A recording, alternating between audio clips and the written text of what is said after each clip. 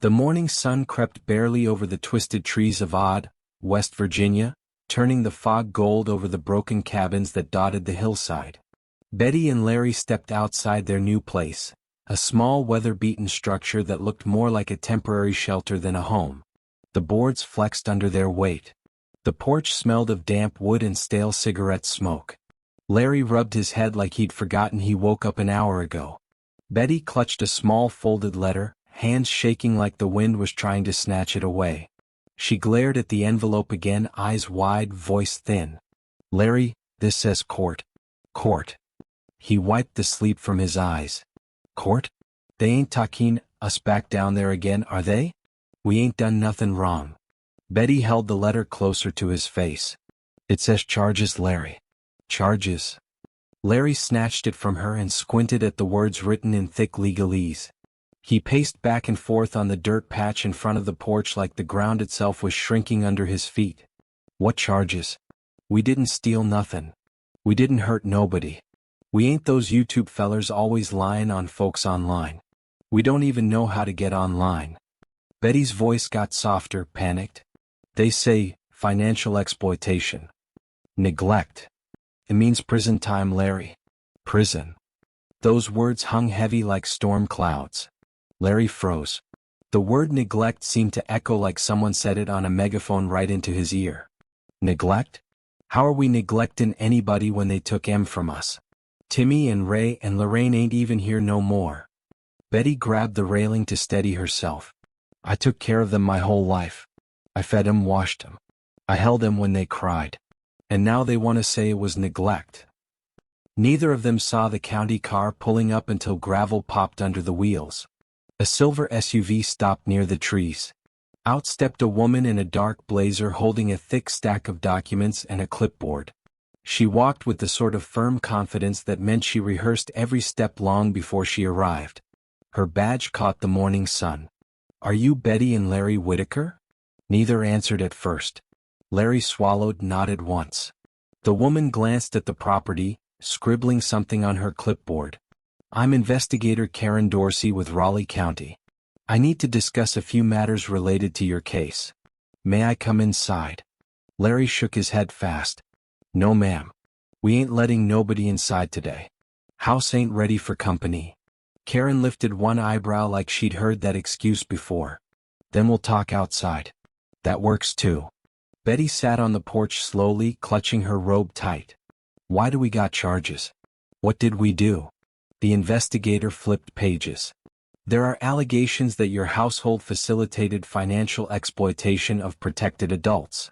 That means the government believes money was made on behalf of vulnerable individuals and those funds were not used for their benefit." Larry stepped forward. "Are you talking about them cameras? Those YouTube folks? We ain't never seen no money from them. They owe us." Karen didn't blink. "And there are claims that individuals continued to visit this property after documented reports of unsafe behavior. That qualifies as risk endangerment." Betty blinked hard. "You mean BJ being around? She ain't never hurt nobody since. That was all in the past." Karen looked at them like she'd heard that sentence 10,000 times from 10,000 families. "The state has reason to believe neglect and exploitation occurred over a prolonged period, involving multiple vulnerable persons. If criminal charges are pursued, you could be facing probation, fines, or incarceration." Larry stumbled back a step like the ground kicked him. "Incarceration? Jail? We ain't criminals." Karen closed the folder gently. "As of right now, these are allegations. But we need to resolve them." Betty stared at her hands. "Can we see them again? Timmy? Lorraine? Ray? Please?" Karen softened just for a second. "That depends on compliance. Right now the state needs answers. And accountability." Betty leaned back, breathing shaky like she was drowning in air. "I raised them. I loved them. They were my family." Karen spoke quietly. "That's exactly why we need to make sure they were safe." The investigator walked back to her SUV and drove off, leaving only dust and two stunned faces behind. Larry slammed his hat onto the porch. "You hear that? They trying to throw us in prison for taking care of our own. Meanwhile those internet people making videos got new houses off it. And a copper tub. And we ain't even got hot water. Betty buried her face in her palms. I just want them home. I didn't ask nobody to film us. I didn't ask for money. I just want our family back. Larry paced again, tense jaw. They better not be thinking we're letting them steal our land too. Betty lifted her head. You think that's what this is about? The land? Charges make it easier, Larry muttered. They charge us, we can't fight for nothing. No house, no property, no family. Betty's breathing got sharp. What do we do, Larry? He stared at the horizon like he could find the answer carved into the trees. We get a lawyer. A real one. Not someone on YouTube. And we fight back. As the wind rattled the boards of the porch, the letter lay between them like a ticking bomb. Their freedom, their land, their entire life, suddenly rested on whether they could prove they weren't criminals for being poor, overwhelmed, and filmed without understanding what they gained, or what they lost. Betty whispered, fear trembling through every word. What if they don't believe us? Larry looked straight ahead. Then we make 'em believe us. The wind died. The forest listened. Odd West Virginia held its breath. Comment below. Do you think Betty and Larry should face charges, or are they being targeted because of poverty and fame? Larry's boots scraped the dirt as he stomped across the makeshift yard, shoving an old tire out of the way like it had personally caused all their problems. The wind rattled pieces of sheet metal against the shed, each clang sounding like a reminder of trouble closing in. Betty sat on an overturned bucket, staring at the folded letter again. She kept opening it and folding it back like she expected the words to change if she stared long enough. She muttered under her breath. I ain't never hurt nobody. How they gonna say I neglected my own family? I fed 'em. I washed 'em. I kept 'em warm. Larry paused, looking back at her. They don't care about what we did. They care about what it looked like to outsiders. Betty shook her head. Nobody ever came up here before those cameras. Nobody cared about us then. Larry kicked a rock. They didn't care about us, they cared about them videos.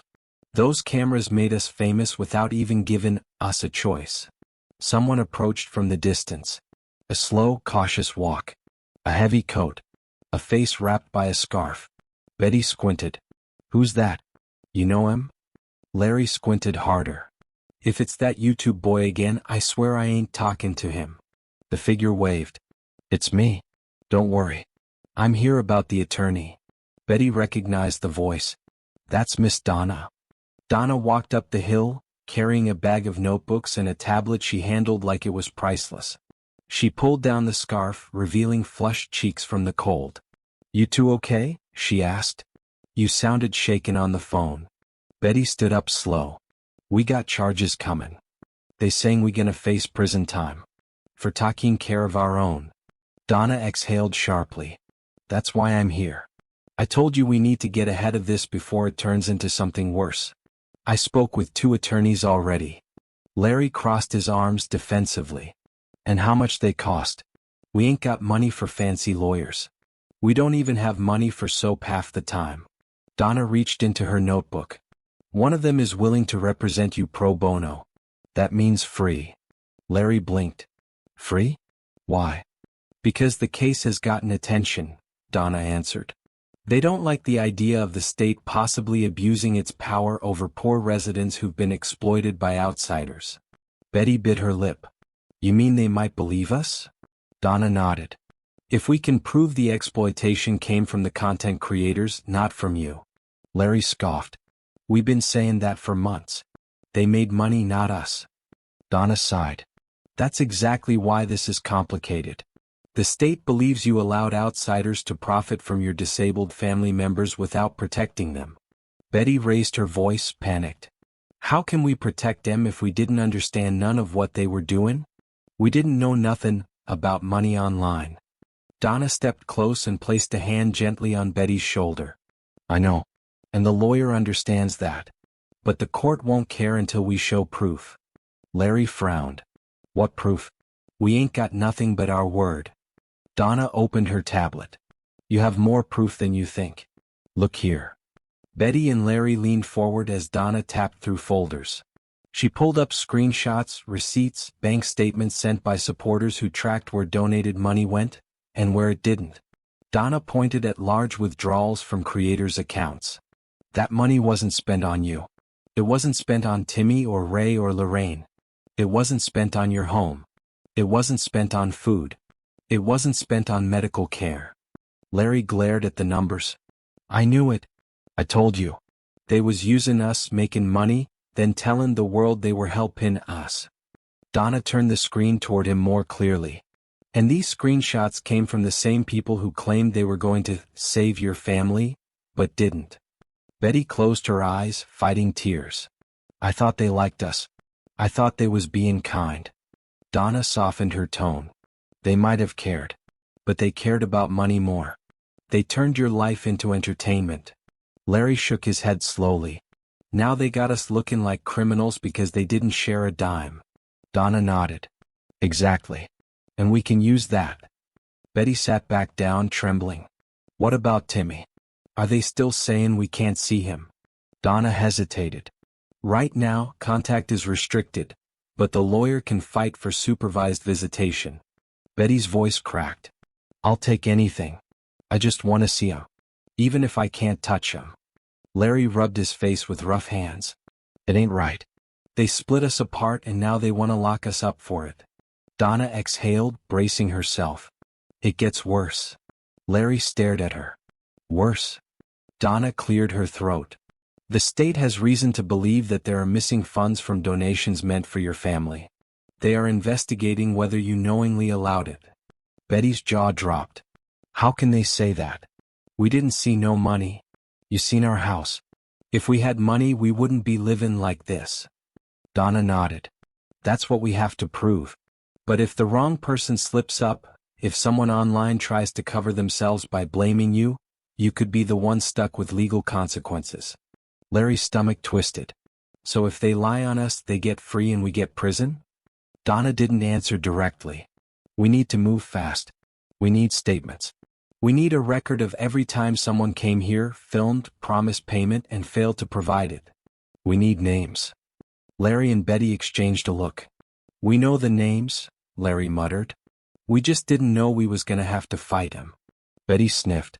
I ain't trying to ruin nobody's life. I just want my family back. Donna spoke firmly. This isn't about ruining anyone's life. This is about saving yours. Betty nodded slowly. Larry clenched his fists. What's next? Donna sat on a log, pulling out her phone. I'm calling the lawyer. He needs statements from both of you. Then he'll contact Adult Protective Services to negotiate terms. Betty wiped her face. You think they'll listen? Donna offered a small smile. If we give them something they can't ignore. The air grew heavier as she dialed the number. The phone rang twice, then the lawyer's voice came through faintly. Donna spoke clearly. Hello. I'm here with Betty and Larry Whittaker. They're ready to give statements. Yes. Right now. We'll record everything. Betty swallowed hard. Larry stared at the letter like it had turned into a loaded gun. The lawyer's voice echoed faintly through the speaker. Donna set the phone on speaker. Go ahead. They can hear you. The lawyer's voice was calm, deep, steady. Before we begin, I need you both to understand something. From this point forward, every word matters. You must be honest, precise, and unafraid. Do you understand? Betty nodded slowly, even though she knew he couldn't see it. I understand. Larry answered with a hard voice. Let's do this. The lawyer continued. We're not fighting to prove you're perfect parents. We're fighting to prove you aren't criminals. That distinction will decide your future. Betty squeezed her hands together. Larry grit his teeth. Donna hit record. The lawyer spoke again. First question. Did you ever receive direct payment or compensation for the use of your family's image or story during online filming? Betty whispered shakily. No. Never. They said they'd help us, but they didn't give us anything that lasted. Larry spoke louder. They gave us food sometimes. Clothes sometimes. But they kept the money. All of it. Donna's finger hovered over the pause button. The lawyer spoke again. And did you at any time knowingly allow someone to use your family members for profit without their consent? Larry scoffed. We didn't even know what profit meant. We thought they was just film people doing stories. Betty shook her head fiercely. We didn't let nobody use them for money. We didn't even know money was being made. Donna looked relieved. The lawyer continued. Last question for now. Did you ever deny medical care, food, shelter, or safety to your family members? Betty slammed her hand over her chest. No. I raised them like they were my own babies. I never let nothing happen to 'em. Larry shouted back. We ain't perfect, but we ain't cruel. Donna ended the recording. The lawyer's voice softened. That's a strong start. I will contact the county. We're going to fight this. Larry exhaled hard. Thank you. The call ended. The forest felt less heavy. The wind returned. Birds chirped again from the trees like nature itself waited until it knew they were safe. Donna stood. You both did the right thing. Now we wait. Betty looked up at her weakly. You think we'll get our family back one day? Donna smiled gently. If we stand together? Yes. Larry nodded. We're gonna fight. Donna picked up her bag and started walking back down the road. Larry watched her disappear past the trees. They think they can scare us into giving up. They got another thing coming. Betty looked at the letter one more time, then crumpled it in her fist. We ain't criminals. We're family. The wind blew across the property, lifting the dirt and the broken leaves. The weight on their shoulders wasn't gone, but now they had something they hadn't had before. A voice. A defense. A chance. The next steps would be harder, uglier, and public. But they were no longer alone. Comment below. Do you think the state is trying to protect the family or punish them for being poor and exploited? News spread faster than gossip in a small holler. Before noon the next day, half the town had whispered something about charges, lawyers, and the Whittakers might be going to jail. Men at the dollar store leaned in over scratch-offs, women gossiped between aisles of canned beans, and old-timers at the gas station shook their heads like they'd always known something like this would happen. By the time Betty stepped into the Family Dollar to buy coffee and bread, people were staring. Some out of pity, some out of curiosity, and a few out of judgment. A clerk whispered, not quietly enough. That's her. That's the one they took the kids from. Betty's eyes dropped. She clutched her basket tighter. A voice cut through the murmurs. You don't know a damn thing about that family. Everyone turned. It was the cashier, a younger woman with dyed red hair, a familiar face from the neighborhood. She came around the counter. People gotta stop talking about them like they ain't human. The whispering died down. People looked away, pretending they hadn't said a word. Betty whispered, shaky. Thank you. The woman nodded. You deserve kindness. Even if other folks forget that. Betty nodded numbly and hurried out with her bag. As soon as she stepped outside, she saw Larry pacing near the truck, jaw tight. You hear it too? She asked. He punched the air, frustrated.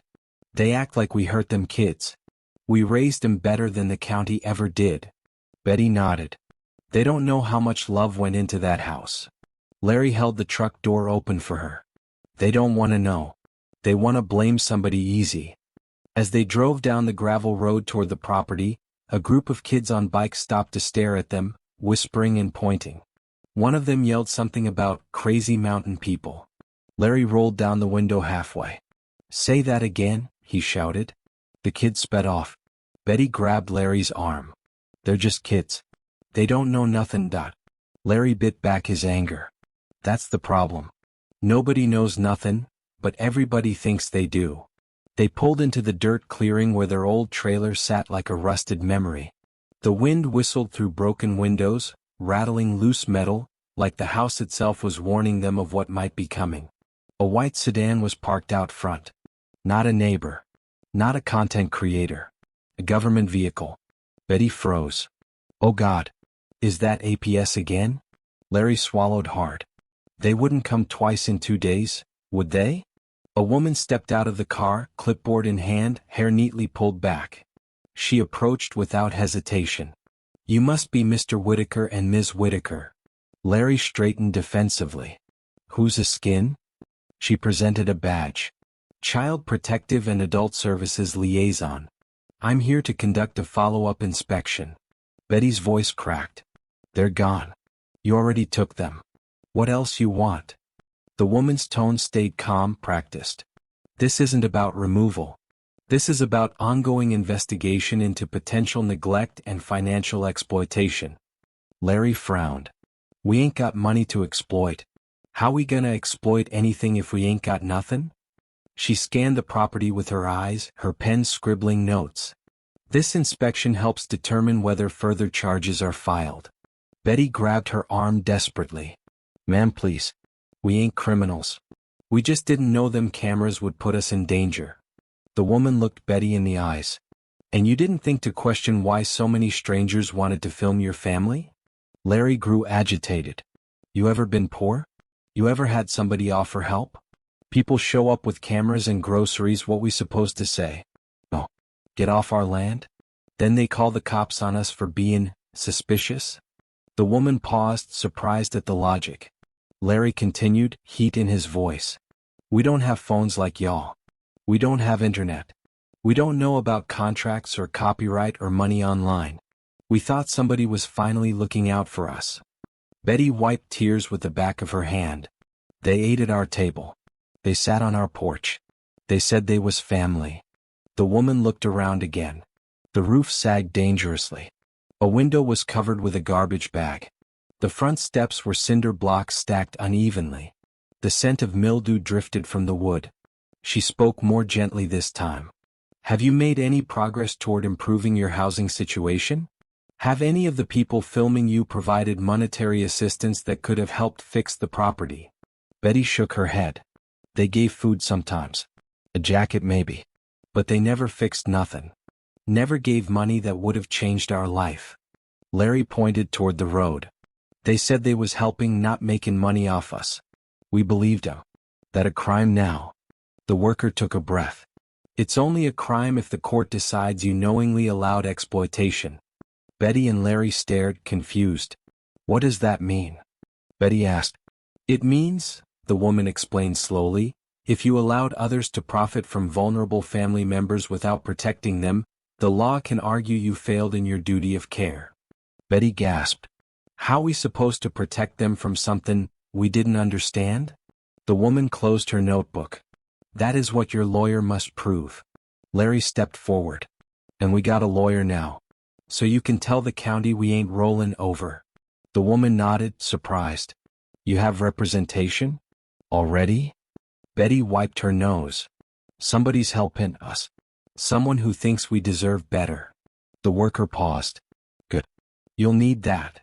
Hours passed. Donna returned later that evening with a box of supplies and a folder of printed documents. She spread papers across the old table. These are requests for discovery, she explained. We're demanding all financial documentation from anyone who made money using your family's image. Larry scratched his head. You mean we're gonna get proof they got rich off us? Donna nodded. When the court sees how much they earned versus how much you received, it'll change everything. Betty whispered. But what if they lie? Donna pulled out signed receipts, archived online earnings, screenshots from donation trackers, and even emails sent by creators bragging about revenue. They can't hide. The internet never really deletes anything. Larry smirked. Finally, something works in our favor. Donna continued, flipping another page. You're also going to testify that you didn't understand online monetization. That you believed you were being helped, not exploited. Betty nodded. That's the truth. Donna placed a reassuring hand on her shoulder. And the truth is enough. Larry pointed at the envelope that came earlier. What about prison? You think we gonna be locked up? Donna shook her head firmly. If this case goes public, which it will, the county won't risk prosecuting poor, exploited residents while letting outsiders walk away with profit. That's a nightmare for them. Betty let out a shaky breath. So they might back off? Donna nodded. They'll pivot. They'll go after the creators. Especially the ones who made the most money. Larry's mouth hardened. You mean the ones hiding? The ones pretending they helped? Donna whispered. Yes. Betty rubbed her arms as a cold wind came through the cracked window. I don't want to hurt nobody. I just want my babies back. Donna sat beside her. This fight isn't about hurting anyone. It's about proving you are not criminals.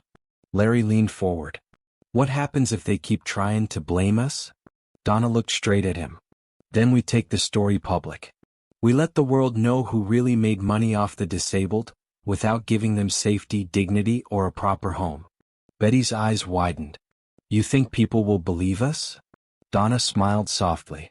They already do. They just needed someone to stand up and say it. As the night settled over the hollow, the old trailer seemed less like a prison and more like a battlefield where they were finally preparing to fight back. Not with fists. Not with rage. With truth. For the first time in years, Betty walked into the kitchen and cleaned the counters.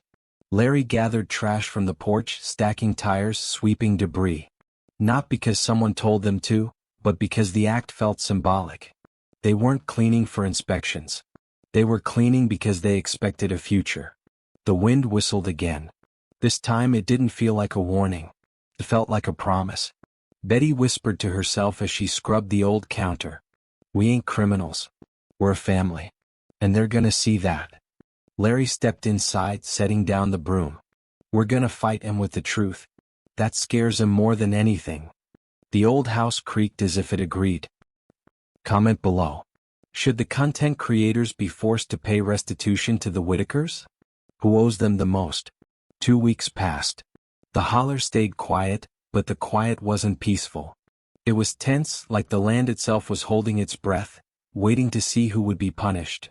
The poor or the ones who profited off the poor. Lawyers had started whispering. YouTubers stopped posting updates. A few creators suddenly deleted old videos, wiped entire playlists, and posted vague apologies about misunderstandings, claiming they never intended harm.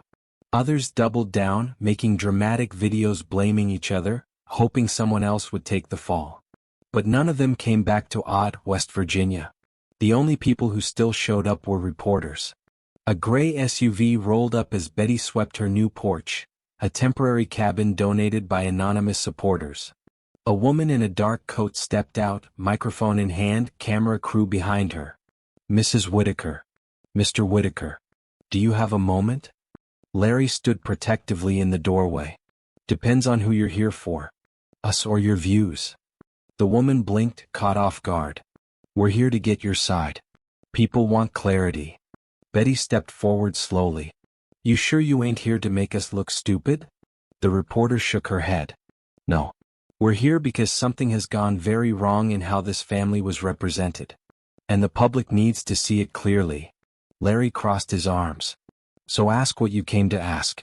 We ain't hiding. The reporter gestured to the camera crew. They began filming. Is it true you're facing potential neglect and exploitation charges? Betty closed her eyes briefly, then opened them again. They want to charge us for not protecting our own, but we didn't even know they needed protectin' from people who said they was helpin'. Larry added. They came to our yard with cameras. They said it was kindness. They brought snacks, groceries, hugs. They said they was family. How we supposed to know they were getting paid thousands?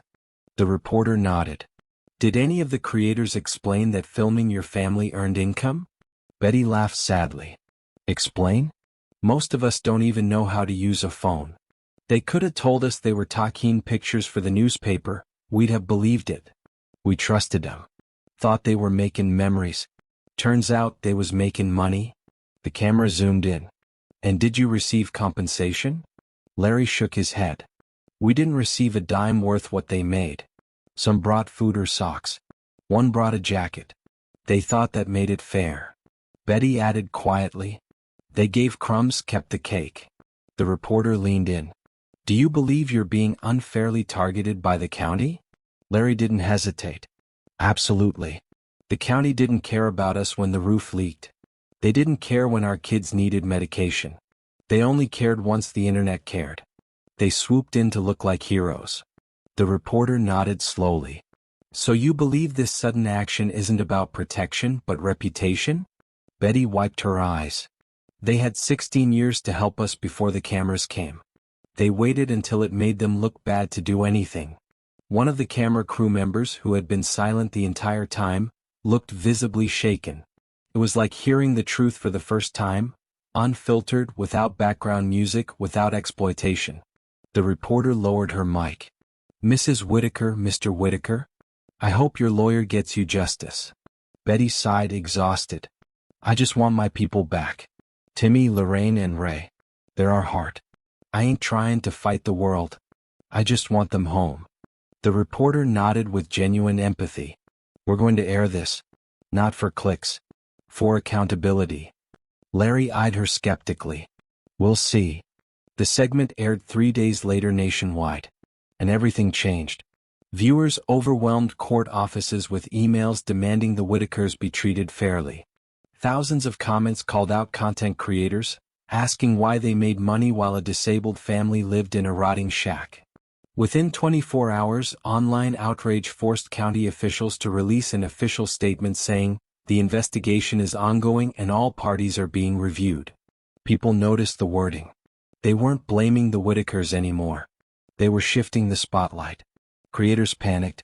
One posted a long apology video crying. Another tried to argue that exposure is payment. Another claimed the family didn't want money, even though the family was never told money existed. A few tried defending themselves by blaming other creators. Some claimed they were the only good ones. Millions of people online weren't buying it. The question trending everywhere: if they cared so much, why didn't they build a bathroom? By the end of the week, lawyers representing multiple states reached out to Donna, offering support. They saw the case as a precedent that could reshape content law. Can someone profit off a disabled adult who cannot fully consent? If the court ruled against the creators, it would change everything, not just for the Whittakers but for every vulnerable person ever put on camera for content. From homeless interviews to vulnerable family TikToks, the entire industry would be forced to rethink exploitation. Donna presented the idea to Betty and Larry. "You're not just defending yourself anymore. You might be protecting thousands of other families." Betty's eyes widened. "Us? We're nobody. We clean houses and fry beans. How we gonna change something that big?" Donna smiled. "Because the world finally sees how you were treated. And they're angry." Larry sat heavily in a chair. "We never wanted trouble. We never asked for any of this." Donna nodded sympathetically. "I know. But sometimes justice finds the people who never asked for it." Betty sighed deeply. "I just want my babies home. And that," Donna said, "is exactly why we fight." Days turned into another quiet week. Then the call came. The case against Betty and Larry? Put on hold indefinitely. The focus had shifted entirely. Multiple subpoenas were issued, not for the Whittakers but for the creators. They were ordered to provide all earnings from videos featuring the Whittakers, all donation records, all communication with third parties about monetization, any contracts or lack thereof. Those who used the family for profit were now facing criminal liability. Some influencers went dark, deleting channels. Others lawyered up. A few began contacting Betty and Larry privately, offering to settle quietly. Donna warned them. "Do not answer anyone. Every conversation goes through me now." Larry smirked. "Feels good to say that." Betty looked out the window, eyes glistening with hope. "Does this mean they'll give back what they took?" Donna nodded. "They're not just giving it back. They're going to pay damages. And you'll use it to build a safe home, where your family can live together again." Betty covered her mouth, trembling. "A real home." Donna smiled. "One with heat, plumbing, bedrooms, and dignity." Larry closed his eyes. "That's all we ever wanted." A knock echoed through the cabin. The sound startled all of them. Betty looked at Donna. "You expecting someone?" Donna stood quietly. "No. But let's find out." Larry opened the door. Standing there was a caseworker, not with a clipboard, not with accusations. She looked softer, less guarded. She gently held out a letter. "This is an update. Please read it when you're ready. I want you to know something." Betty braced herself. The caseworker swallowed, voice faltering with emotion. "You didn't fail anyone. The system did. And I'm sorry."